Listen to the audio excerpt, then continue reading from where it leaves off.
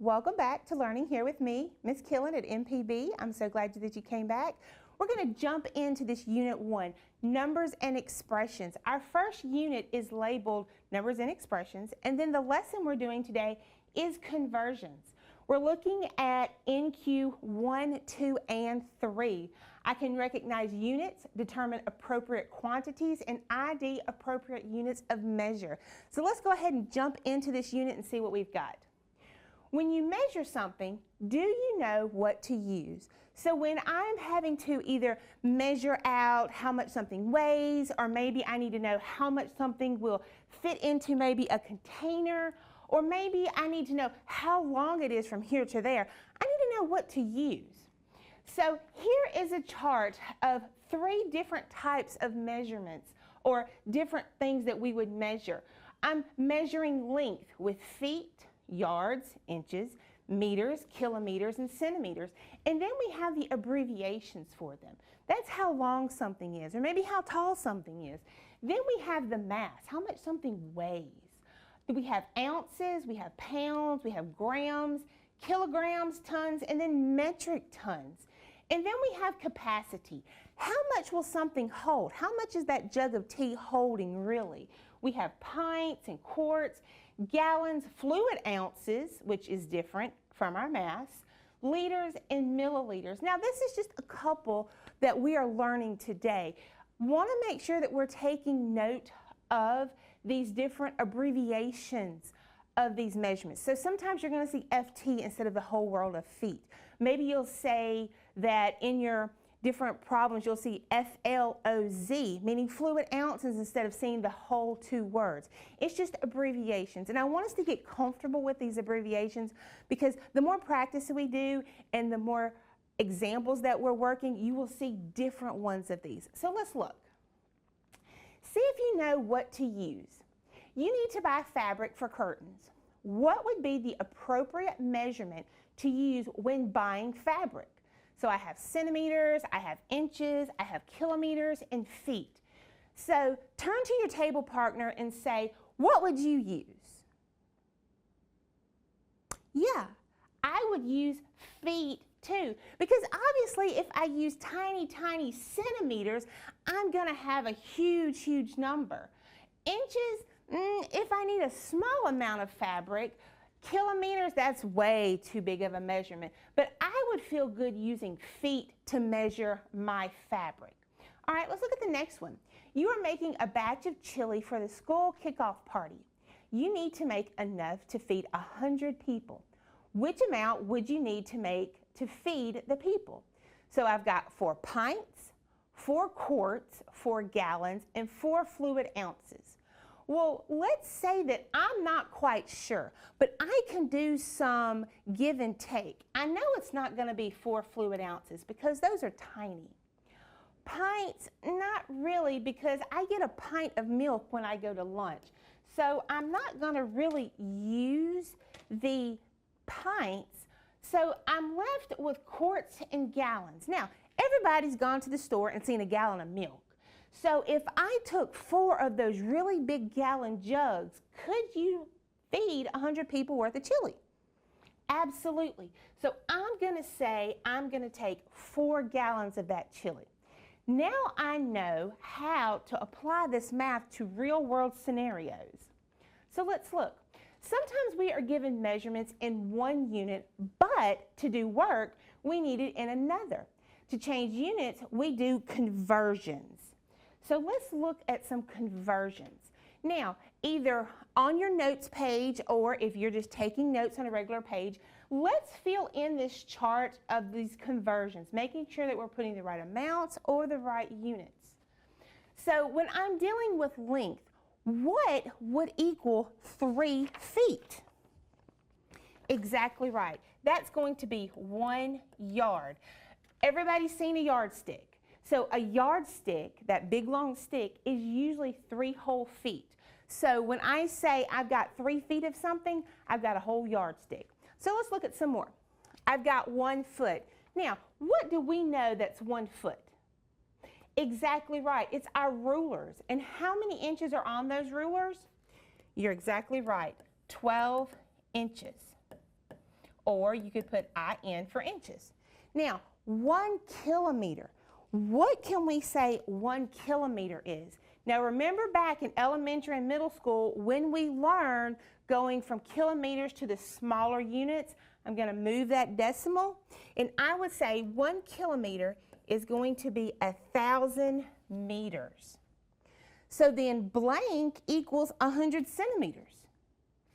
Exactly right. 1 meter equals 100 centimeters. Now that's just some of our lengths that we've done.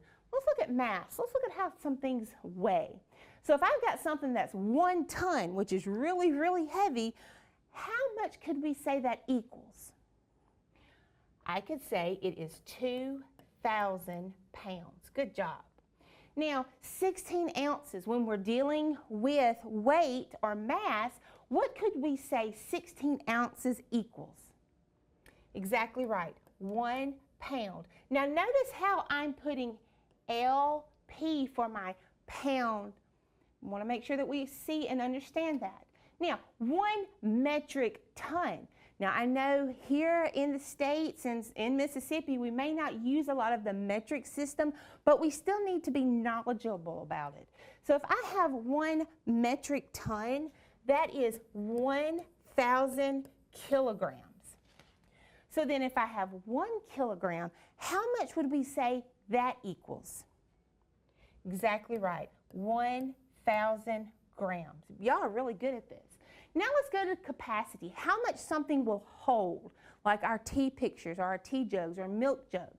So if I have 1 gallon of milk, I could say that is also 4 quarts. Now then, something equals 2 pints. So if I take 2 pints of milk and put it together, I've got 1 whole quart. Now if I'm looking at pints, 1 pint would be 16 fluid ounces.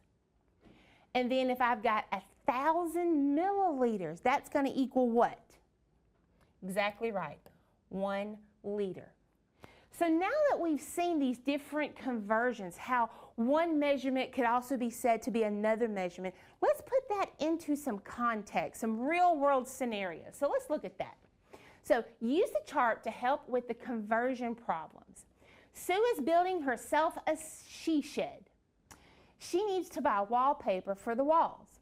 She used a measuring tape, she uses a tape of measure and found that all 4 walls were 213 inches wide. When she arrived at Hobby Lobby for wallpaper, she sees that all wallpaper is sold by the yard. How many yards will Sue need to wallpaper all 4 walls? Use the chart to help. Now, let's look at this. Now, it's got our conversions for length, for math, and for capacity. So how am I going to take these and how am I going to work this? So one thing I know is I have 213 inches, but I need to get it to where it's in my yards. So what do I know about inches? I know that inches go into feet, and I've got 12 inches into 1 foot. And then I know feet can change into yards. So what I'm going to do is I'm going to cancel out some measurements. So I've got 213 inches that I'm going to multiply to 1 foot, which is 12 inches. And I'm also going to multiply that I've got 1 yard equals what? 3 feet. Now, I have 2 fractions. Can I make that 213 a fraction? Absolutely. How do you make a whole number a fraction? All you do is put it over 1. Now I can multiply.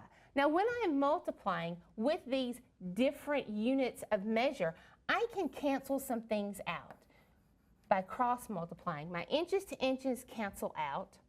My feet to feet cancel out.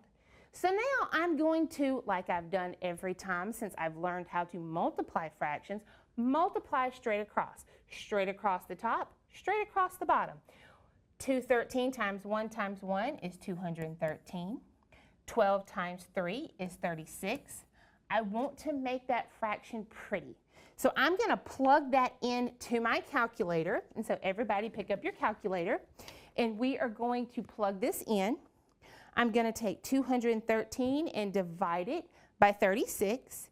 And I get exactly 5.916666, and it keeps going.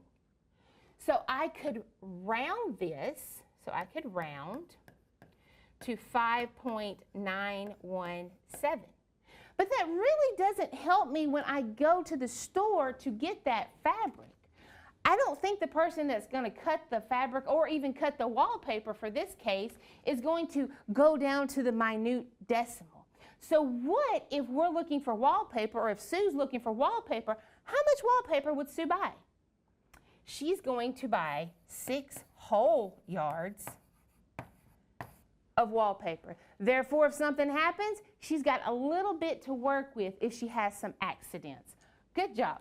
Let's look at the next one.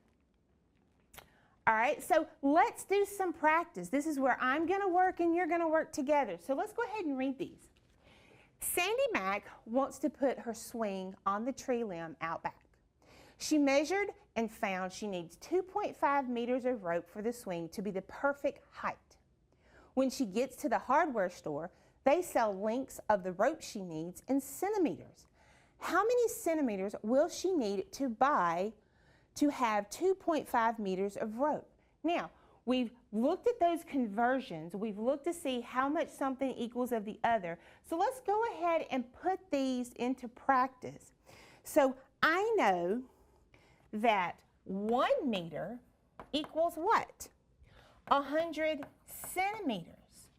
So then if I have 2.5 meters, if I multiply that by 100 centimeters, I'm going to get what? 205 centimeters. That's how much rope she's going to need in centimeters, so she can go ahead and plug her swing up on that limb so she can use it. So now let's look at DeMarcus. Let's see what DeMarcus has got. So let's use the orange for DeMarcus. Okay, DeMarcus is going to his Aunt Gemma's house for Labor Day break. His suitcase weighs 47 pounds. The airline charges for carry-on luggage by the ounce. How many ounces is DeMarcus's luggage? If they charge 10 cents per ounce, how much will he have to pay for his suitcase? So let's see. I've got in pounds, but then they charge in ounces. So let's see what I'm going to do. I know that 1 pound equals 16 ounces. So then I can put this as a fraction, 1 pound over 16 ounces, and it equals 47 pounds over an amount. Now, when I have two fractions that equal each other and I have a portion of that fraction that I don't know, what I'm going to do is I'm going to cross multiply and then divide. What I circle cross multiplying and then what's left, I'm going to divide. So 47 times 16 gives me 752. Obviously, if I divide that by 1, I'm going to get 752 ounces. Now, that answers the first part of our question. Now let's look at the second part. If they charge 10 cents per ounce, how much is he going to pay? So I'm going to take that 752 ounces and I'm going to multiply it by 10 cents, and he's going to pay what? Exactly right, $75.20. Good job, guys. That was really good seeing how one of a unit equals a certain amount and then being able to use that to come up with the answer to the question. That was real good. So now let's see. It's time for us to do some mastery. Now it's time to take what you've learned and to put into practice. It says this is where you can show me and your class what you've learned in this lesson. You may work independently or you can work with your table partners or however. Doesn't matter. So here's your problem. If you need to pause the video to work, then you can come back to me and we'll be good.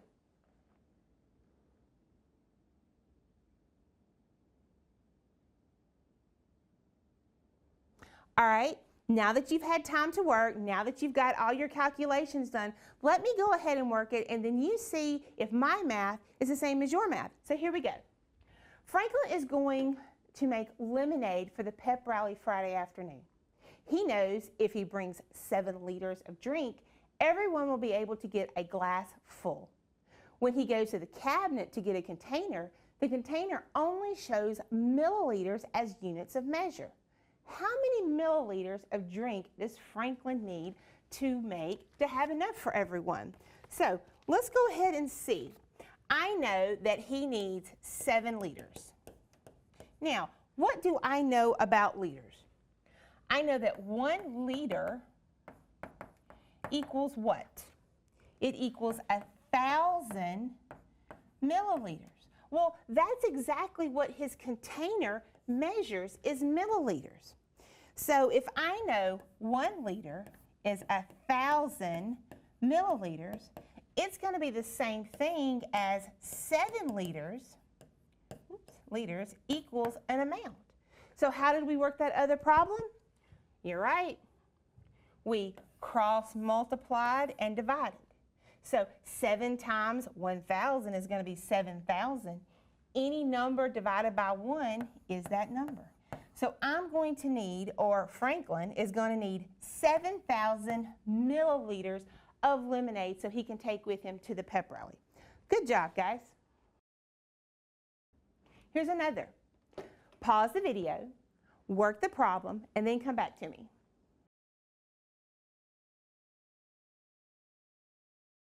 All right, now that you've worked it, let me go ahead and try and see if your math matches my math. Here we go. Del Champ's grocery store is selling sweet tea. Maggie, the deli manager, wants to know the price per ounce. The jugs that they are selling comes in gallons. How many ounces, and we're talking about fluid ounces, are in the gallon jugs? If the jugs is $3.25, what is the price per ounce? So let's go ahead and look at some of these conversions and see how we're going to work this problem. Now, I know that we've got the 1 gallon. And I know I want it to end in fluid ounces. So how can I go from this really big gallon to small fluid ounces? So what do I know about this gallon? I know that I can turn the gallon into 4 quarts. So 4 quarts is 1 gallon. And then I know that each 1 quart equals 2 pints. And I also know that 1 pint equals what? 16 fluid ounces. And that's what I'm looking for. So like our other problems, we can multiply these. Now, Ms. Killen, that 1 gallon's not a fraction. You're right. But how do I turn every whole number into a fraction? By putting 1 under it. Good job. Now, I want to cancel out my measurements so I can be left with that fluid ounces. So let me get a color, a different color. Well, okay, maybe not. So I've got gallons cancel out with gallons. My quarts cancel out my quarts. My pints would cancel out, put the wrong one, my pints, and I'm left with fluid ounces. So now, like we've always done for our fractions, let's multiply straight across. 1 times 4 times 2 times 16 gives me 128. And then 1 times any number is 1. So I know exactly how many fluid ounces are in that 1 gallon. So I've answered the first one. So we know how many fluid ounces are there. But now I need to know my price per ounce. So let's see. If 1 gallon equals $3.25, I need to know how much 1 fluid ounce would equal. So I'm going to again put me some fractions up. So I've got my money, which is $3.25 per 128 fluid ounces. So that's going to go on the top of my other fraction. And I know that that's 1 gallon. So I'm going to divide There we go, Miss Killen. Got to get this right. So I know that I've got $3.25 divided by my 128 ounces. So I take 325, put that in my calculator, and divide it, and I get this number, 0.25939. Now, Ms. Killen, when we deal with money, I only have 2 decimals. That's exactly right. So, make sure I put my numbers right. So I'm looking at the second decimal that would make my money and see how this next one would affect it. So what is my 5 going to do to that 2? It's going to make it round up. So I'm going to equal 0.03, which is 3 cents. Now what does that mean? It's 3 cents per 1 fluid ounce. So we found out how many fluid ounces was in the gallon, which is 128. Then we said that 1 gallon of the tea cost $3.25.